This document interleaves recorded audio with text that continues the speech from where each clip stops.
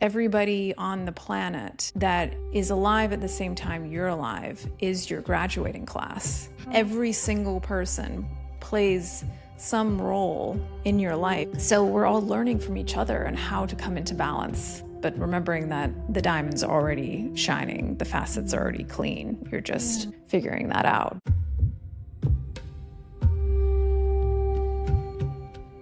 Welcome to Soul Pod, where science meets mysticism and your inner wisdom leads the way. I'm your guide, Crystal Cassidy, and together we will bridge the seen and the unseen, science and spirituality, the practical and the profound. From quantum physics to energy centers, near-death experiences to extraterrestrial contact, join us as we delve into the mysteries of consciousness and journey together towards a more awakened, compassionate, and soul-connected world. Find your seat, drop in, and let's go on a journey together.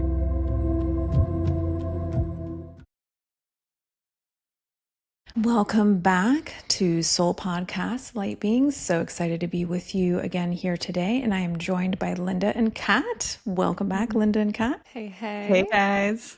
So we're going to dive into a conversation about the divine masculine and feminine and how that is evolving for us in the collective and individually. And what is it? What does it mean? How can we work with it? How can we help more balance come into our own lives and into the collective experience? So I think a really powerful place to start is probably with so what are we talking about when we're talking about the divine masculine and feminine? And I encourage our listeners to really keep an open mind with this conversation, because the nature of talking about the divine masculine and feminine, it almost has this kind of like foundation of duality and polarity, which is inherent to the conversation. But so let's start with like, what is the divine masculine and feminine? What do you think, Kat? Hitting it over to me. Okay. The divine masculine, feminine. Yeah, I mean, they're the two energies of the cosmos. Like they're the two energetic forces that are the building blocks of everything that exists, down to, you know, a cellular level, in nature, the planetary forces. Like it is a polarity that exists. And we've seen how it's manifested in culture to become this over-polarized, toxic illusion of separation. You know, instead of coming back to that truth that there's masculine and feminine in everything, because they are the energetic forces of creation, and we are created, you know, we are creation incarnate. So they're in both of us, but they've been militarized and weaponized against us in society to create this illusion of separation and to create a what feels like a quiet like war between the masculine and the feminine and these two energies, when in reality they, you know, are meant to exist in harmony. And when they are in harmony, it's this beautiful, powerful, divine, you know, energy of creation. And so I think, you know, I think we'll dive much more into exactly what they each are, like what the parameters of them both are. But from a bird's eye view, that's how I see masculine and feminine as energetic forces. What about you guys? Yeah, I love that. I think energetic forces is the right word that resonates with me, because what we're not necessarily talking about here, although it manifests in different ways, is gender in the human experience and sex in the human experience. We're talking about energetic forces. So this is the spiritual context of the masculine and the feminine, which, like you mentioned, Kat, we all have this balance within. It's the yin and the yang. It's the duality that's talked about in all spiritual traditions in one way or another. And this energy, these forces complement and balance one another. So when we individually find this balance within us, within, you know, if you identify as a woman, within you, with your masculine and your feminine, then our lives are more easily attuned and aligned with who it is that we came to be in this life.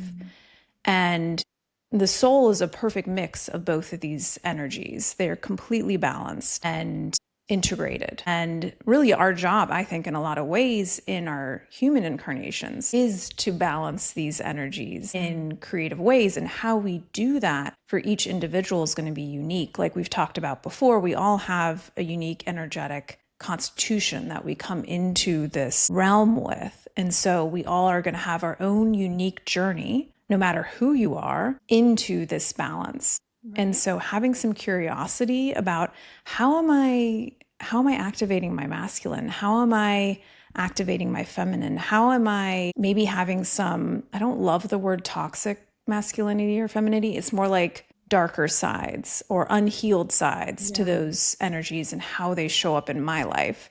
And as above, so below, the very similar themes to the individual experience and the collective experience. And we're going to talk more about that. But I do believe these are divine, sacred, energetic forces.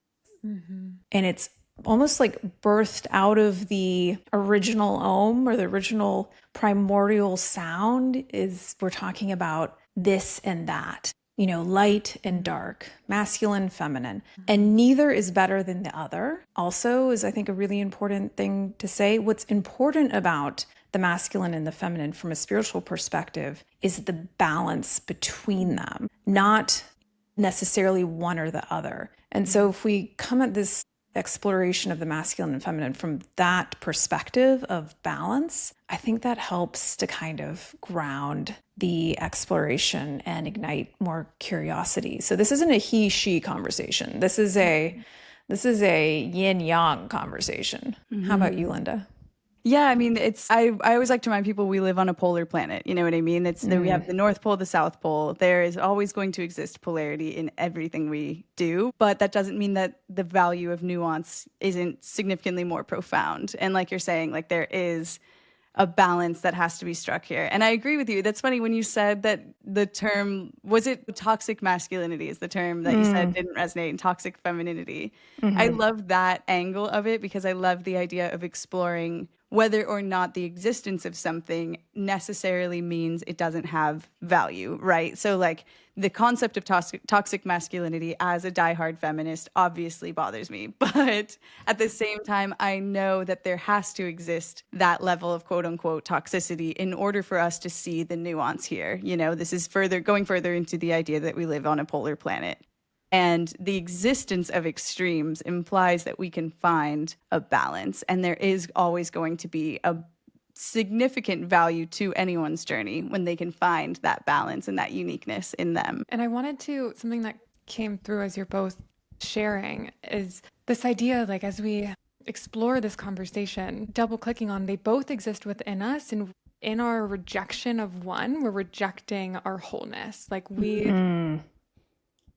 when we come home to ourselves in our complete and total wholeness, the two have to exist together. Like they're both inside of us. And so any conversation or school of thought that rejects one, like, no, I only have feminine or I only have masculine, that's something to become curious about and really, raise a little bit of a red flag and inquire deeper, because, the notion of wholeness is these two completing each other within ourselves, and also like not externally, not the feminine in me looks for the masculine outside of me, or the masculine, vice versa. They're within ourselves. And so remembering that throughout this conversation, that whenever we're rejecting one, we're rejecting our wholeness.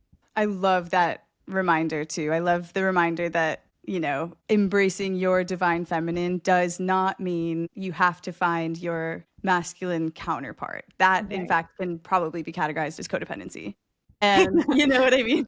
But it does mean seeing the value that you bring to the table on both ends of that spectrum, and asking that the world, not necessarily ask you to be strictly one or the other because of the fact that there's power in both. Mm-hmm. So I love that we're reminding people this isn't a how to manifest your divine masculine. Like that's not the conversation we're having here. It's how do you get comfortable allowing those manifestations to exist within you. And I think going back to what you were saying, Linda, that like when we're talking about the toxic or shadowy sides of these energies, again, that's another like layer of light and dark and yin and yang. Like it goes deeper and deeper. It's like one of those nesting dolls. Like that keeps on going.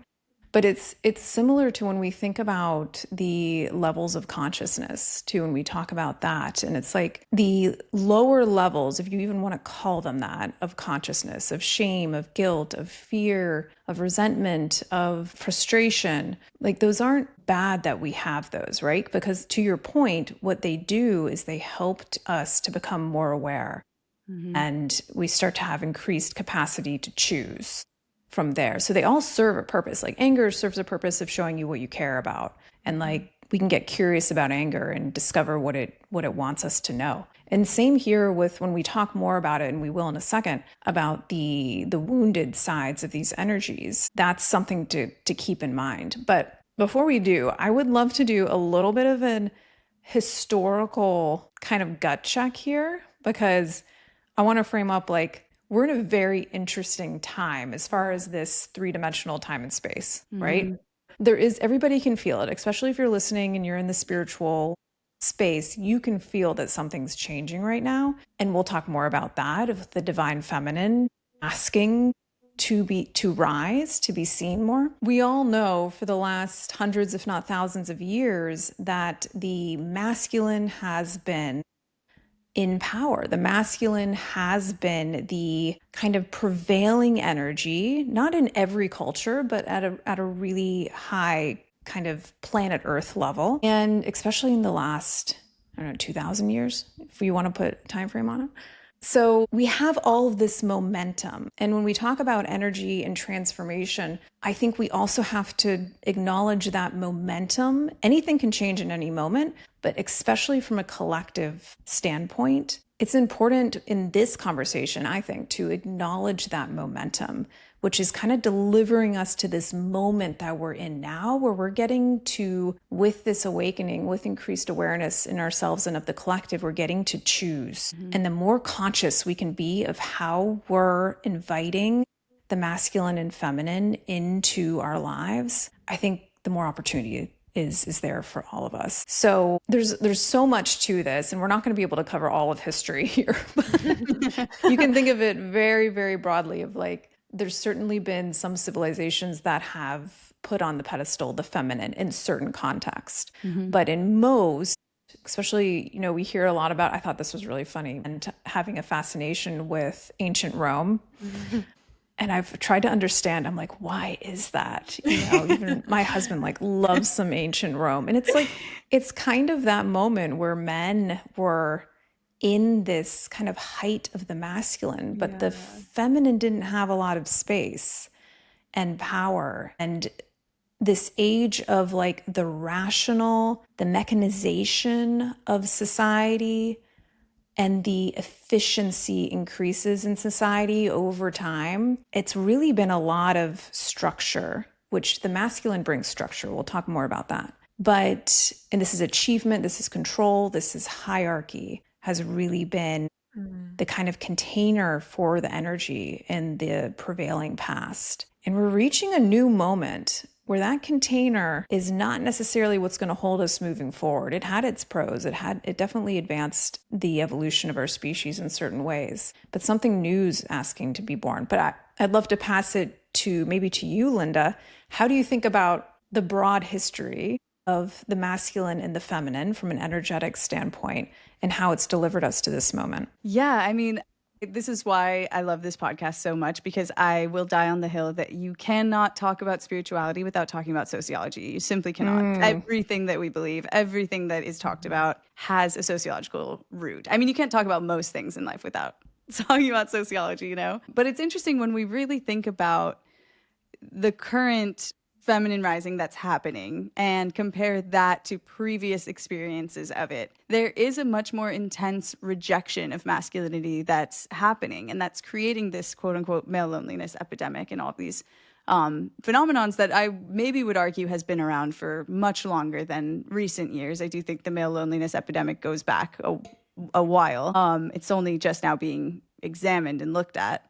Looking at the human history that we know of, keeping in mind that history belongs to the victors. It's not necessarily what's true, it's what is recorded, right? When we think about all the way back to biblical times and the rewriting of the King James Version of the Bible, and how we know, the Christian Bible formed a lot of the society that's happening around the world, a lot of effort was put into that. That is by design. But there are aspects where the Bible was quite literally rewritten to remove the opinions of women, to remove the voices of women. And I think it's interesting to think about the historical nature of that and how we're kind of reaching this tipping point that I would argue is entirely necessary, even if it is intense and even if it is kind of attacking almost feeling. The pendulum has to swing. Like, we simply can't reach equilibrium without that teetering point happening, right? And there have always been ways that women have persevered and told stories and folklore and, all of these things that very much belong to the divine feminine. But right now, looking at society from a sociological lens, the things that are happening now are very much shaping the future, but they are very much shaped by the past and the ways that we have come from this patriarchal society to a point of being ready for change. And this isn't just about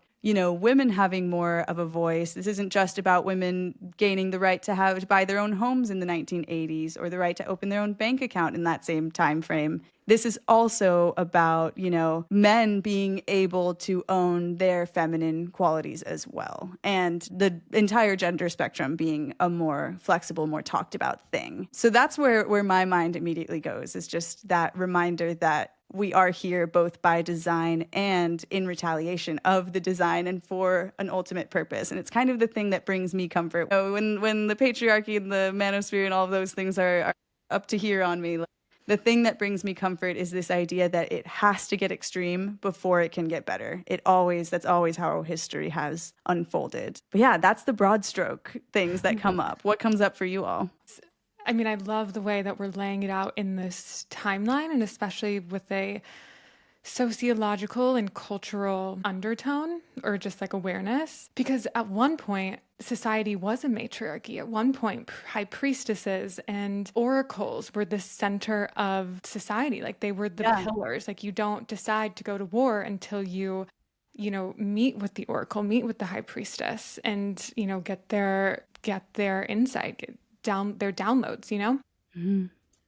I think it's interesting to look back on, okay, so if that at one point was the reality, what catalyzed the shift into the patriarchy? Essentially fear, right? The fear of, like, this is a power that we can't necessarily rationalize. The feminine intuition, the feminine connection to oneness, to information in consciousness and the quantum, like that, a feminine's ability to access that is by definition intimidating / at that point in time scary, and fear inducing. And so to eradicate that, to completely switch the timeline into a patriarchy, then we have the Salem witch trials, and we have everything you mentioned with the King James Bible, and this architecting of a completely new narrative around women, around their gifts, around the feminine. And what that's bred are thousands of years of a culture that has undermined the feminine, that has feared the feminine, whether it's conscious or not. There's a fear around the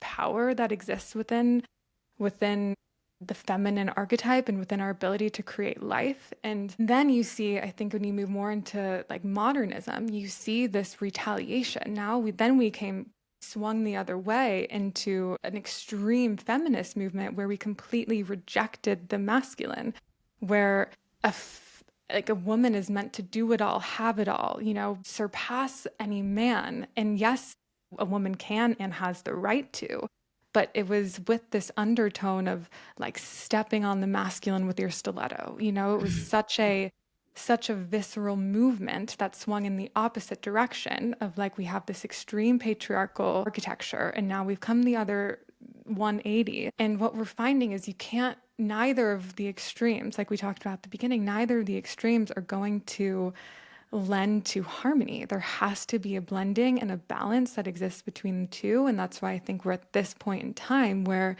the sacred feminine, divine feminine, devotional feminine, whatever you want to call it, is asking and calling upon, those who are awakened, those who are conscious, to have these conversations so that we can move out of that extreme feminism and even blaming of the masculine and reorient around this conversation as we are, with some compassion for the fact that this culture has been orchestrated and designed by thousands of years of programming and conditioning into men, into society, into institutions. So the fact that men are the way they are, we'll get into that. But the fact that they're the point of contention here, it's so much bigger than that. It's so much more nuanced than it's men's fault, or like they need to be better. It's like they're a product of thousands of years, and that's not to give anyone an excuse to behave violently or whatever, but reorienting around the timeline with some compassion to zoom out as to exactly what we're doing, how we got here, and where we're being asked to go. Yeah. And it's interesting too, because when you think about it, like this obsession and fixation of the Roman Empire and it being so intrinsically related to masculinity, that's where missionary work, that's where the spread of Christianity began. That's where the whole thing really started, and thinking about this idea of needing to go to an extreme and the extreme version of feminism that we've seen that a lot of women today are kind of rejecting because they don't necessarily feel aligned with this, the stiletto ideas. It's interesting that even that perspective still leans deeply masculine. It's still rooted in the whole missionary work and in this like forced internalization of masculinity. And it's still rooted in that same ideal. And part of me wonders if that is because the divine feminine tends to be a type of confidence that is not necessarily screaming and taking up space and all of those things. There's a quiet confidence that comes with internalizing your more feminine aspects. And speaking from experience as someone who historically did reject like her feminine aspects and has since integrated and has a balance that I'm very proud of now, there was a time when showing masculine traits felt like the only way to get anything that I wanted in life. You know what I mean? And the only way to do anything I wanted. And I still think that there's a kind of undoing process that's happening all the time. But there is a value in the quiet confidence. Not that women are supposed to be muted or anything like that, but I do think that when you lean into your feminine, saying no doesn't look like screaming and dropping bombs. Saying no looks like internalizing your value and stepping away. Yeah. What do you think, Crystal? Yeah, this is really, I think, a thought-provoking conversation, and I do believe it's really timely. What's coming up for me is a lot of times, even in the far past, even with like the oracles and whatnot, at least as far as I know, a lot of times they were only allowed to exist if they fulfilled certain parameters that the masculine had put upon them. So even though there were in our history moments where women had this kind of power in this spiritual guidance that they would provide to the communities, it was still only accepted in very specific ways. And the everyday, if we're talking about women specifically, still had very, very little power. And I also think about the Maori people of New Zealand and how they had queens. Like queens are a thing. And that is a moment where like the feminine is coming forward. And this is just my personal opinion, but when I read about the Maori, the thing that comes forward is that, yes, she's leading, but she's also leading in a very masculine way. And the leadership, because we're talking about energies here, and Linda, what you're talking about, and I grew up doing martial arts and like, brothers. And so my masculine is like very well developed. And it's been a lot of work for me to embrace the flow, not so much black and white sides of myself, which is more on the masculine, the chaos, the void, that's more the feminine. The flow of water is, you don't know where it's going to go or how it's going to flow. And that's something that the feminine really brings to our experience. So again, it's about this balance. And we've had these times in history where the balance has, like you said, Kat, has moved, the pendulum has swung in certain directions. And I do agree that right now the pendulum had swung so far to the masculine.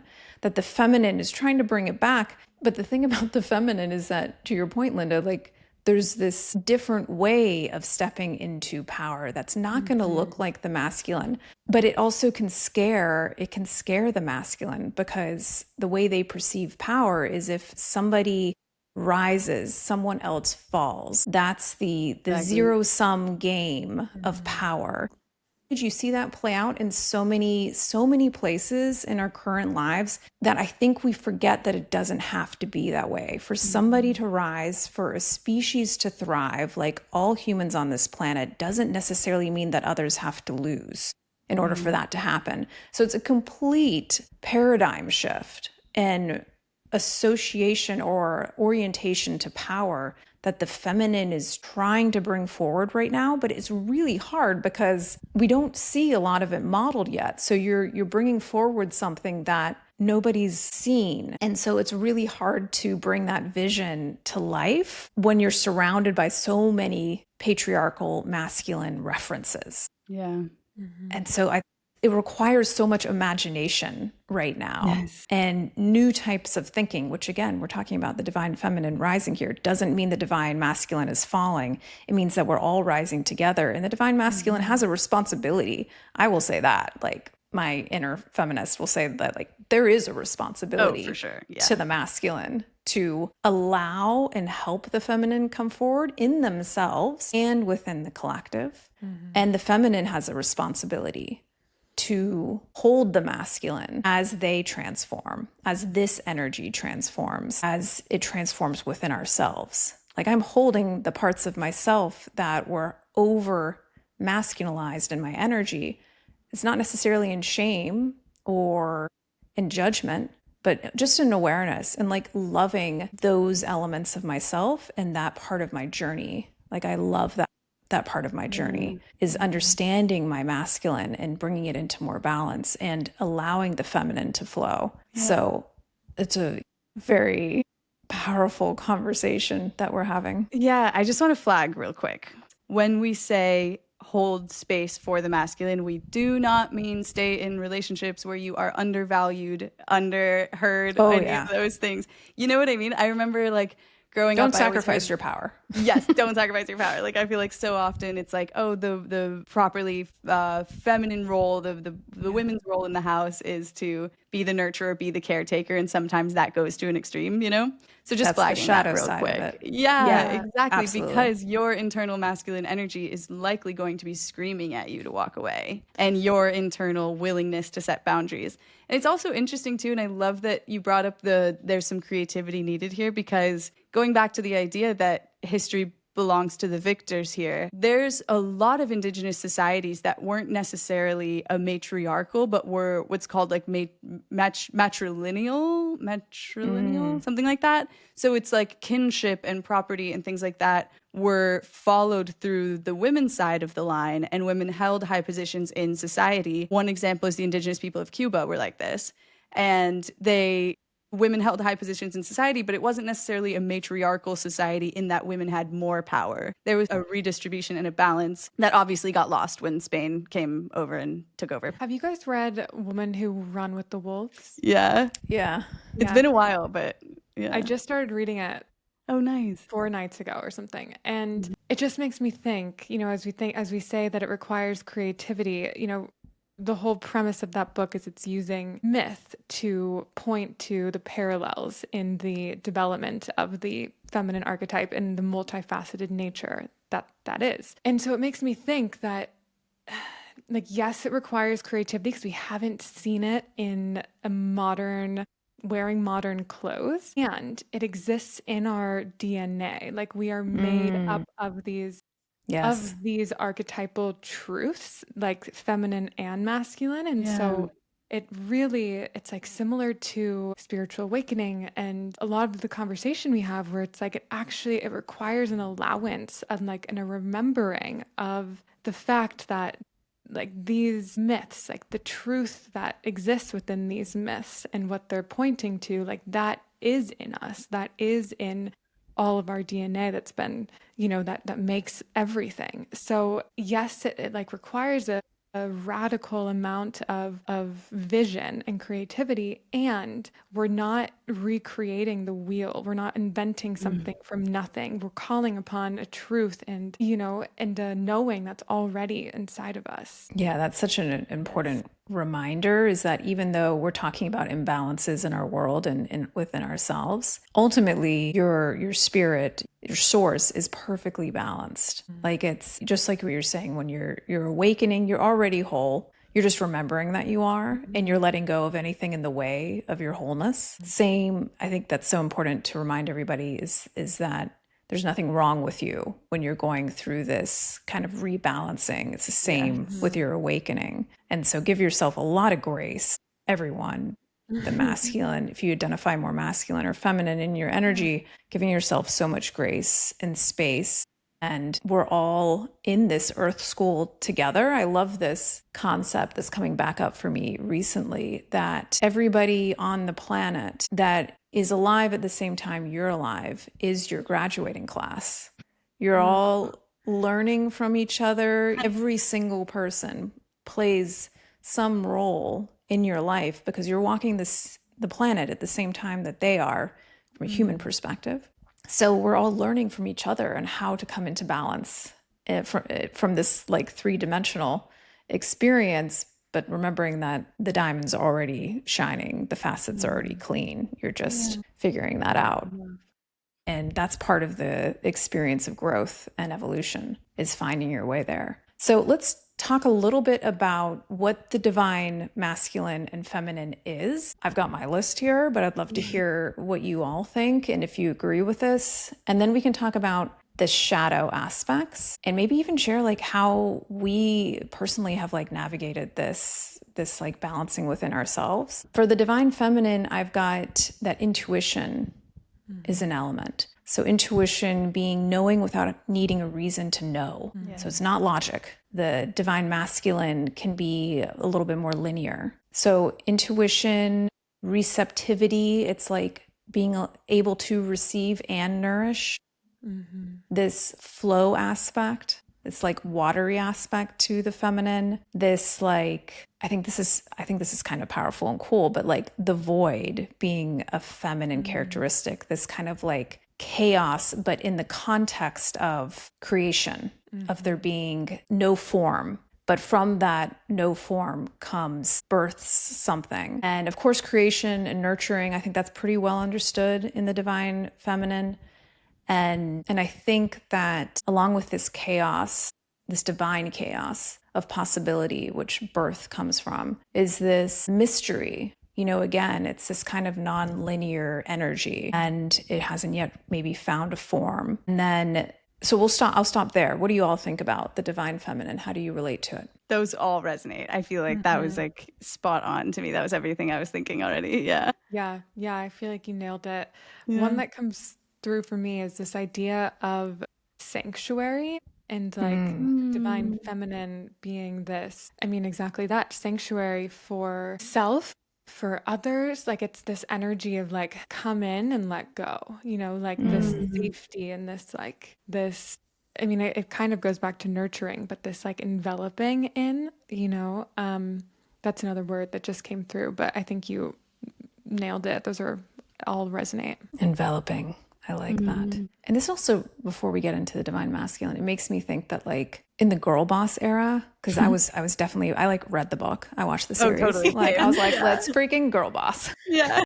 Let's go. But in retrospect, I'm like, you know what? It was understandable because the feminine was like, wait, I want to come forward. I want to lead. I want to take up space, but I don't know how to do it. And so I'm going to do it in the way that the masculine does it. And so you had women come forward culturally. We can talk about the specifics there of like women coming forward and really embodying their masculine, like really well, and to me, that's how we understand that kind of phase. But anyway, so the divine masculine, like we were talking about, I really think of the masculine as structure, of like starting to bring form to the formless. If the feminine is the being, the masculine is the doing. There's direction, there's boundaries, there's logic. This is kind of where the intellect hangs out. When we talk about AI, it's I think more in the masculine. It's also protection. It's like there is a sanctuary aspect to the masculine as well, I think. It's a different type of sanctuary energy. And there's order, there's action. What about you all? Yeah, that makes total sense to me. I think also like output as a whole. And I love that I love and admire that you're not fixating on like negative aspects. I feel like I have a thing inside me where when I think about masculine energy, my mind is like aggression and anger and, all of these things that when you started listing these out and I didn't hear those, I went like, oh, that's, I guess those, why am I attributing anger to a negative emotion when anger can be incredibly healing? And two, why am I assuming that is distinctly masculine? Like that's obviously some internalized thing going on where like women aren't allowed to be angry. You know what I mean? Like there must be some kind of cultural shaping there. Yeah, I love that you kind of made me have a little like check in with myself there. But yeah, output, forward motion, things like that are more what I think of when I think of masculine energy. For sure. What about you, Kat? Feminine definitely experiences rage, let me tell you. Yeah, exactly. I went like, wait. I think the biggest ones for me that come through are definitely protection and this idea of provision in the way that it doesn't undermine the feminine's capacity or capability, especially, modern day to provide and be a provider. But I think there's a foundational like archetypal motivation in the masculine to, and that doesn't have to only be monetary. That can be like safety, providing, and again, kind of to your point, Crystal, that like a different kind of sanctuary, a sanctuary where the feminine can come and let down her guard and melt, and turn into water. So yeah, those are kind of the two that come forward the most for me. And yeah, direction. And I shared this with you guys yesterday, this visual I always come back to, which is for me when I visualize the merging of the two, it's like the feminine is a river, water, and then the masculine is the bank, and it provides that direction and bringing the vision into the 3D reality, getting us from point A to point B. And again, reminder, this is transcending gender. These are energetic qualities And exist in all of us. Yes. Or It's we the can, one, the one takeaway we want everybody to get here. Yeah. Exactly. Say it again for the people in the back. Yeah. So let's transition here into the wounded. I think wounded is a good term. Yeah. Oh, I love that. Or unbalanced, maybe. Yeah. Like where we can run aground a little bit. And again, this is when you realize this about yourself, I encourage you to get curious about it and realize that no shame's needed, no judgment's needed. Like as you awaken, you turn on the light, you see more and you become aware of more. And that's the whole point of awakening. And we can maybe see how this is reflected in the collective as well, and where there can be some opportunity for rebalancing. So the wounded masculine, I think the first one to talk about is domination in order to avoid feeling in some ways. Like there's this, sometimes what can happen with the masculine is domination and control. And it's almost like that's confused with power. Like if you can control and dominate, you're protecting yourself. This has certainly been an energy that I've played with. When I was young, and I, for whatever reason, really wanted to feel strong and safe in my own space. Martial arts was a big component of that and served me in so many amazing ways. But I maybe went a little overboard at times as far as like dominating my space.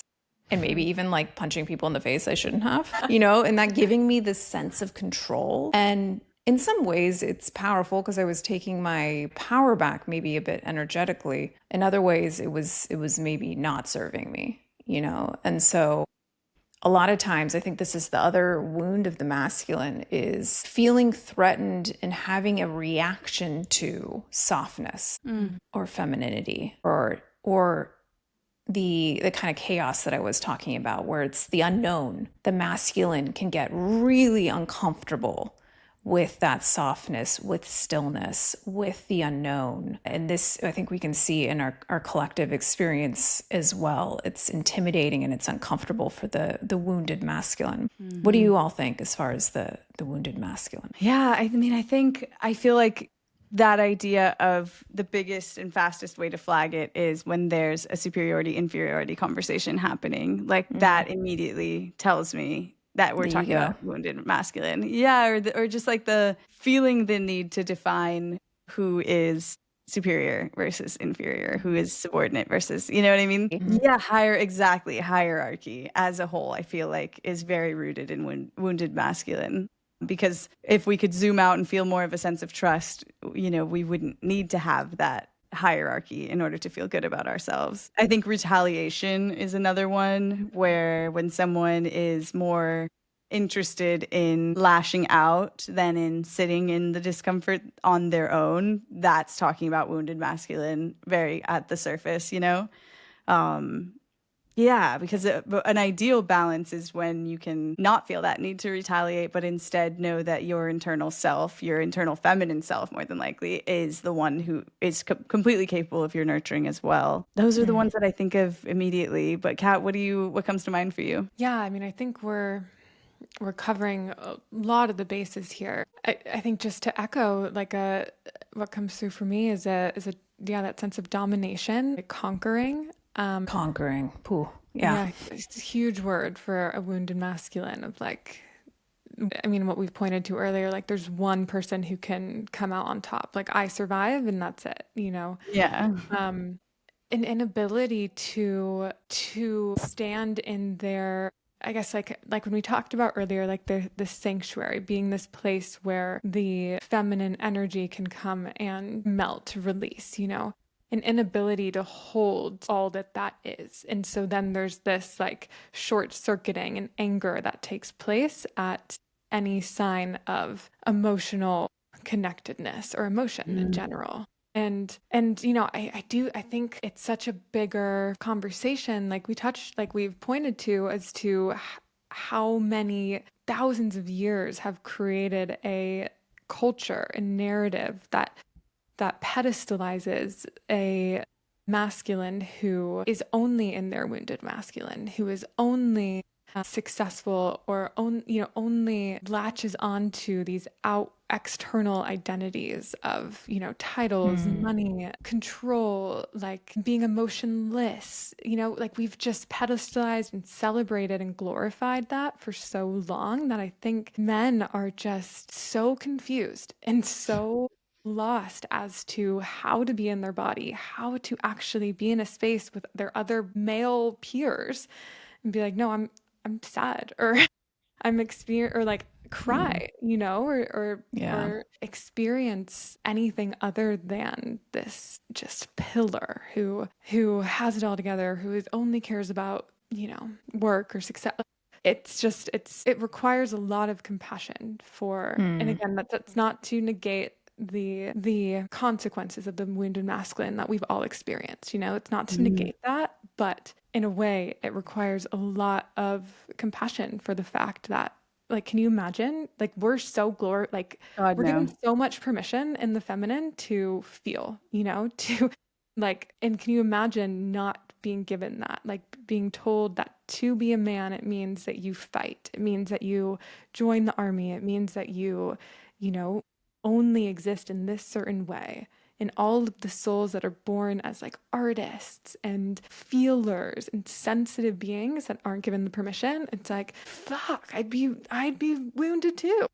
I feel like I did live like that for the first like 25 years of my life. I didn't think I was allowed to cry or show emotion or like lean into femininity in any way, shape, or form. And I was like, you know, growing up like Catholic and like in a conservative household, it was all rigidity and rules and show your masculine and you have to be good at math and science. And if you're creative, you're useless. And like being creative, obviously, that did not align for me. But yeah, it like breaking through to the other side. It's quite literally inhuman for people to live like that. And And I do feel a lot of sympathy for the people who, I think I'm very fortunate in that self-help is catered to women and has always been something I've been drawn to for as long as I can remember. I've loved self-help books. So I do feel a lot of sympathy for sure for the people who are forced to bury their humanity for even longer than the first 25 years of their lives. You know what I mean? And I get why so many violent crimes come from men. Like, I totally can understand that pent up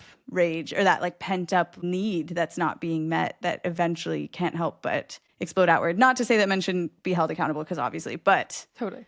I hear you. I totally hear you. It is painful and it is intense having to live in one single side of the, the spectrum. Yeah. Yeah, I think feel like, sorry, go ahead, Crystal. I was just going to say, I think compassion is like such a key word. Yeah. In compassion also for everyone that's going through this rebalancing, and for men, and for also seeing like women and the injustices and the women not being able to be who they wanted to be other than child bearers, really having no choice. And all of a sudden in the last few decades, I mean, this is new where women as a whole have this choice now. And that, I think that choice is what scares the masculine. Yeah. Because the masculine is like, wait, what are you going to choose? Yeah. And it is like kind of when you Are think, you going to be compassionate? Or are you going to burn us at the stake? Right.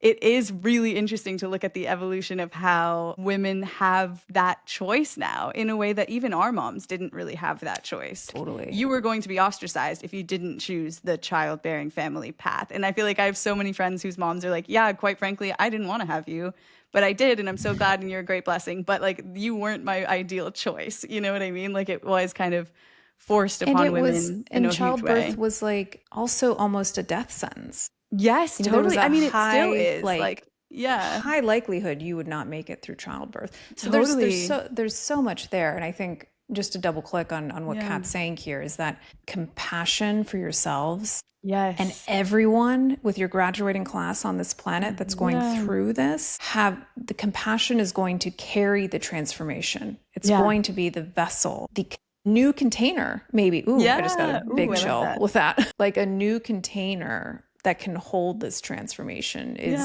compassion. And that that's choice going to allow is something new. Yeah, that it's like that, like what you were saying earlier, that choice is the creativity we're talking about. And it doesn't mean that it's a threat. It definitely is, exacerbating the male loneliness epidemic, because a lot of women are choosing not to go that path because their lives are fulfilling enough, and because women have financial freedom like never before, all of those things. But yeah, it is interesting that I think you really pinpointed something there by saying like it's the choice that is causing the threatening feeling, but it's also the choice that is the source of the freedom and the ultimate personal creativity that we're all going to be moving towards, and the future is going to be enjoying and hopefully taking for granted in a way that a lot of us and those before us didn't have that. Yeah, and the outcome of all this, everyone, is joy. The balancing of the masculine and the feminine, ultimately what we're talking about, which we maybe should have mentioned earlier, is joy. Like that's where we're going with this. Balance, you're in your power, you're equally in your allowing, and that is joyful. Yeah, your spiritual constitution, baby. That's what it all is coming back to, is what is your unique thing. But let's get into, because that's kind of that's like a high point, I think, when we can come back to that and pinpoint it here for the close. But the wounded feminine, we'd be remiss if we didn't talk about the good old wounded feminine. So from my perspective, this is an avoidance of conflict with the collapsing of the self. So it's a retreat energy.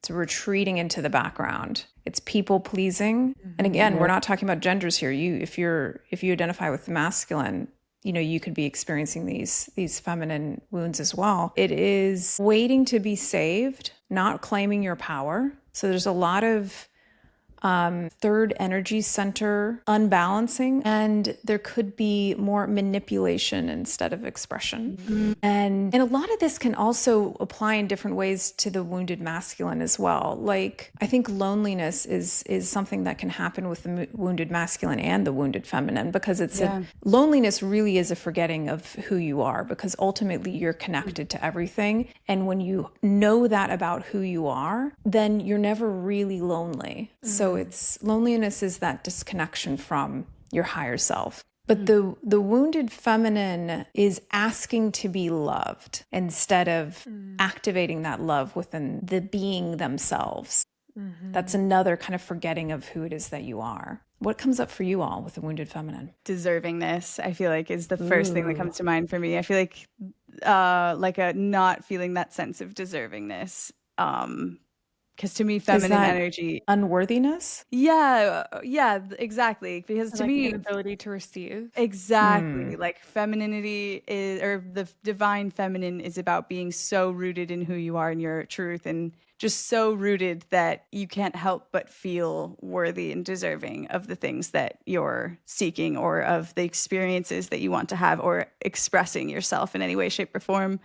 So that's the first thing that comes up, is when I hear from people who are trapped in feeling like the life that they are receiving they're not good enough for it. That's one that comes to mind. What about you, Kat? Yeah. I think you guys have named a lot. And what comes up for me too, piggybacking on both of you, is that like needing to be chosen, right? Kind of like what you said yourself, like they need to choose me. I don't feel chosen, versus like choosing yourself, and really being in that place of stability and safety within yourself. And I think the big one that I've definitely experienced is abandoning needs, Yes. abandoning communicating what you need, believing that what you need is too much, believing that if you show up in your fullest expression, that it's going to destroy, or that it's going to be destructive, or show up, or be too much for anyone to hold, or for the space. And also, I even think, like, saying that, like the opposite of that, like showing up in a performative way, right? Like coming to a space, and this, like, it all comes from this, I guess, that same desire to be seen, this, like, because you don't see yourself, it's like a not vanity. it's not coming from a space of real rooted, like, kind of what you said earlier, like that quiet confidence. Like when you're in a room with someone who feels like they're really rooted in their divine feminine, and it doesn't have to be a woman, but any person. There's this, they don't have to be the loudest person in the room. They don't have to be the most adorned, but their presence is felt and known. And so I think when you are in a space where it's the opposite of that, where it's this, you can feel it. It's an energy of like, look at me, see me, love me, choose me. It's this coming from that inability to do those things for yourself. I love that.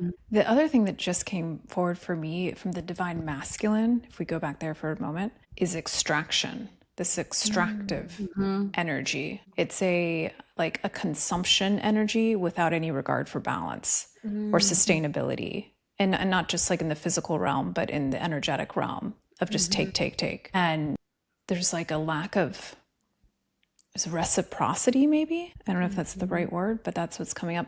And then from the divine feminine, it's almost the opposite. Yeah. I don't know what the right word for this is. What was that, Kat? Give. Give. And like over, yeah. Almost like a lack of, I don't know if responsibility is the right word, but it's with spiritual bypassing, it's kind of like Linda, it's like, how it's like, it's such a hyper focus on being that we forget the doing. So I'm a big fan of the being, believe me. Like, I think that leads my life and the doing follows. But it's just like the birth, the creation comes, and then the birth is like the doing. But there could be a wound here with the divine feminine of taking your wisdom into the world. Yes. It's like a holding back almost.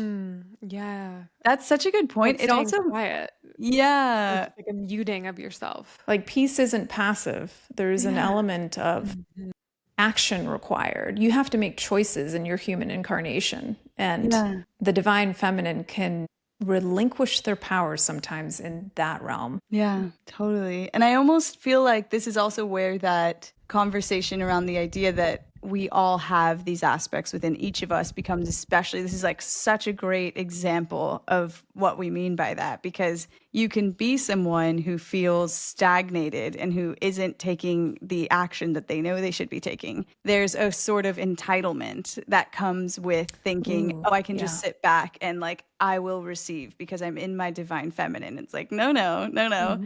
The divine feminine is worthy and confident and knows that and is grounded in that, but the divine masculine is going to drive that energy forward. And that's where like That's those what a good two, example of balance. yeah, those dualities are going to exist in one person. And I mean, I remember the day I like came to terms with that exact concept, and spiritual bypassing fell away in an Yeah. instant is Yes. exactly around that.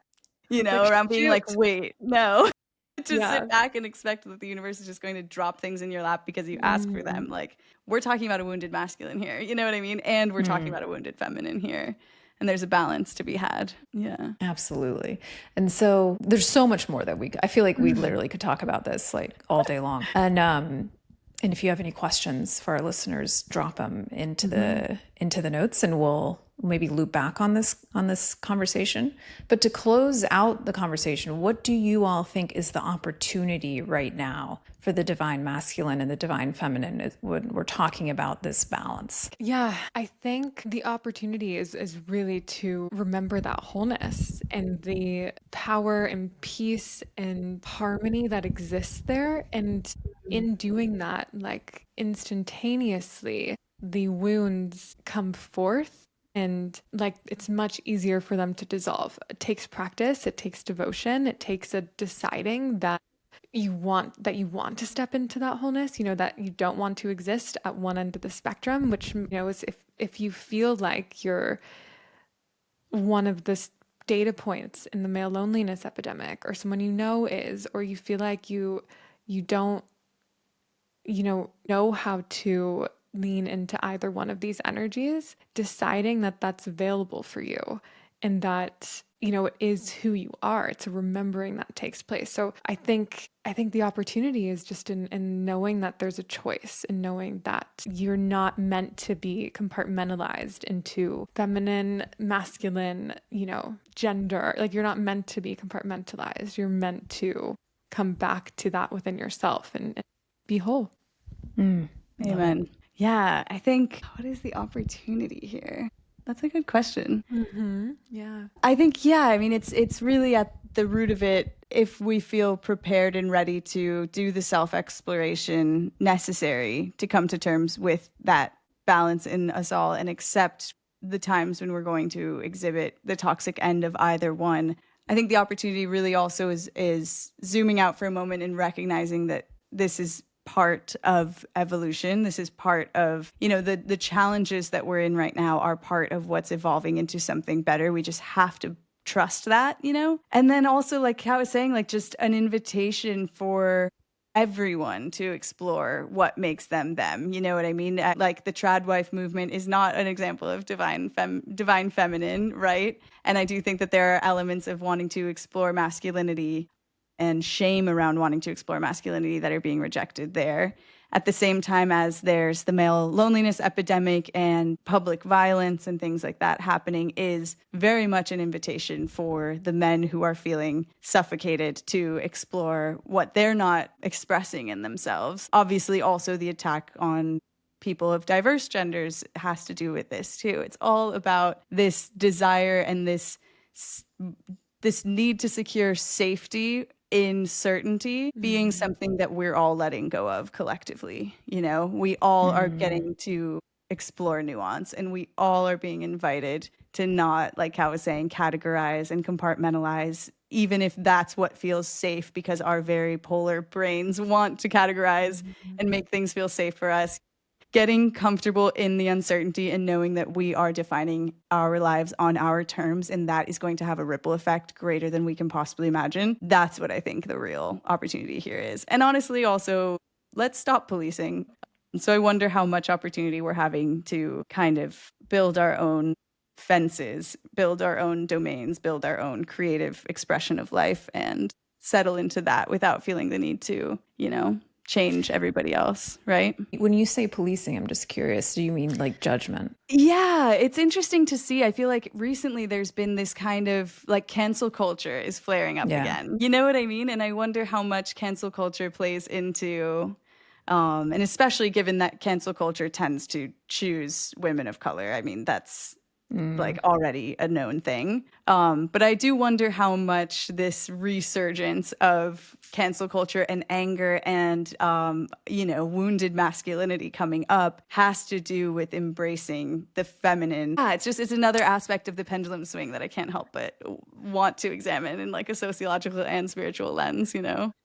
I Yeah. also think one of the opportunities and even like responsibility of hearing this conversation, having this conversation, is if you identify as someone who's devoted to this work, is to like stand in your own version of this conversation and also hold others to that, like hold the vision of what we're creating. Like I think the more conversations we have like this, it becomes more of a responsibility than it even is an opportunity. It's like if you believe in a new timeline, a new world, if you believe that's possible, unless you're living it, breathing it, and holding the vision for others to come up and meet that standard, then, you're a part of the problem, really. Like we are if we don't do that, Yeah, I love that. I totally agree.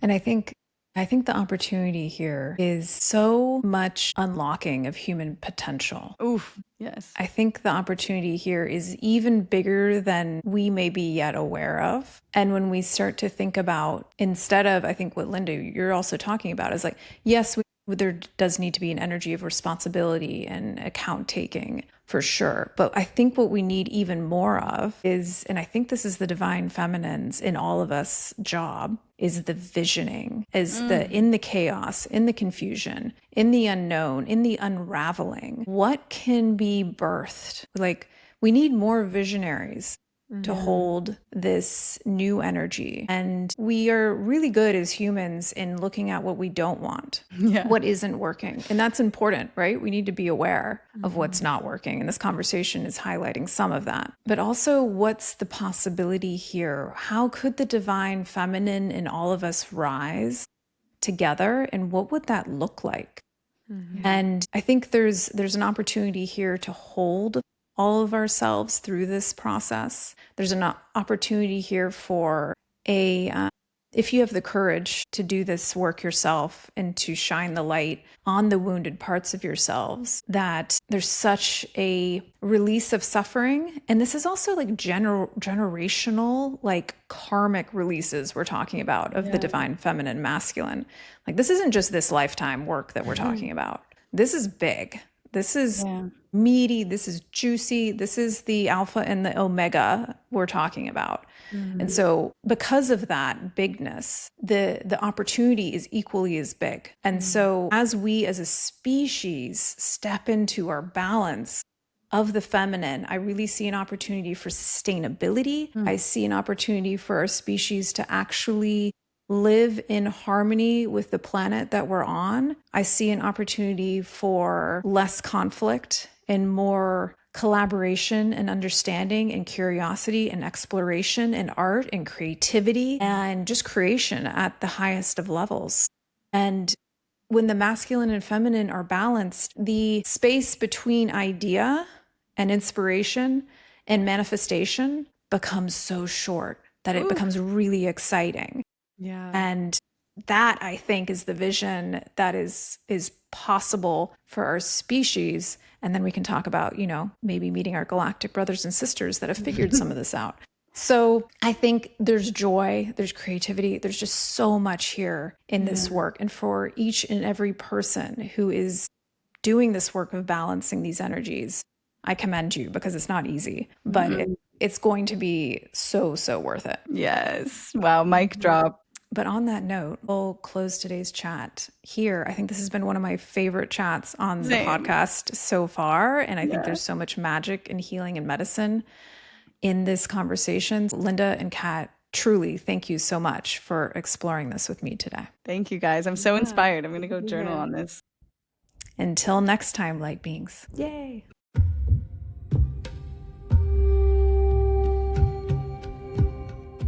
Thank you for journeying with us today, Light Being. We hope you enjoyed the episode, and before you go, we'd love to offer you even more spiritual guidance and daily rituals. This week, we launched the biggest update since SoulPod first hit the App Store. To celebrate, we're offering you a free month of SoulPod with the code STEP INTO THE PORTAL.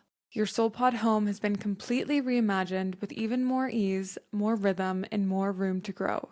Now you can revisit past journeys, save your favorite rituals, and build personalized playlists that move with your energy. And at the heart of it all, portals. Portals are guided mini journeys, flexible, soulful spaces designed to meet you right where you are. Beginners welcomes you into the heart of soulfulness, no experience needed. Soulscapes offers looping soundscapes for solo self-guided practice. And Integration holds you gently after transformation, offering grounding and expansion. Download the app or tap the link in our show notes to begin.